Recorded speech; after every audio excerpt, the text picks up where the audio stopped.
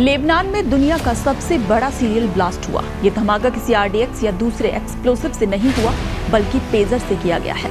वही पेजर जो 90 के दशक में कम्युनिकेशन का सबसे बड़ा जरिया हुआ करता था। उन्हीं पेजर में सिलसिलेवार धमाके हुए हैं और इसमें 4000 से ज्यादा लोग घायल हो गए हैं। 11 की मौत भी अभी तक सामने आ रही है।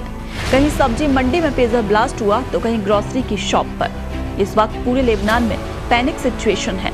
लोग घबराकर इधर उधर भाग रहे हैं। ऐसा इसलिए क्योंकि हिजबुल्लाह के हजारों लड़ाकों के पास इसी तरह के पेजर मौजूद हैं, जिन्हें वो एक दूसरे से बातचीत के लिए इस्तेमाल करते थे। विस्फोट होने के बाद कई लोग औंधे मुंह गिरे। अफरा तफरी के बीच हजारों लोग अस्पताल का रुख कर रहे हैं। इंटरनेशनल मीडिया रिपोर्ट्स इन धमाकों में सिर्फ हिजबुल्लाह के लड़ाकों को टारगेट किया गया है।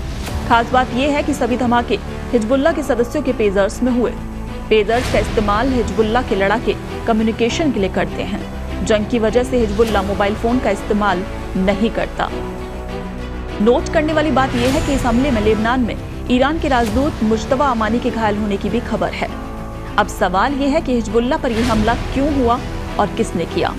इंटरनेशनल मीडिया रिपोर्ट्स हैं कि हिजबुल्लाह के खिलाफ इजराइल ने इस ऑपरेशन को अंजाम दिया है। दावा किया गया है कि सभी पेजर एक ही वक्त पर सिंक्रोनाइज्ड तरीके से फटे।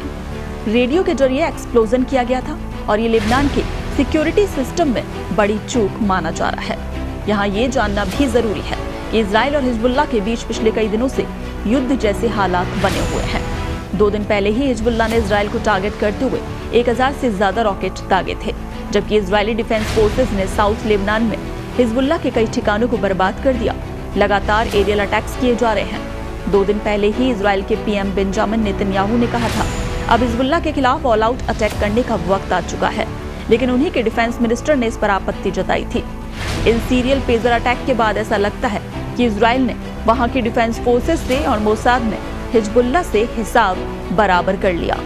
हिजबुल्लाह और इजराइल जब एक दूसरे पर हमला करते हैं तो इसे अपने नागरिकों के लिए इंसाफ की लड़ाई बताते हैं।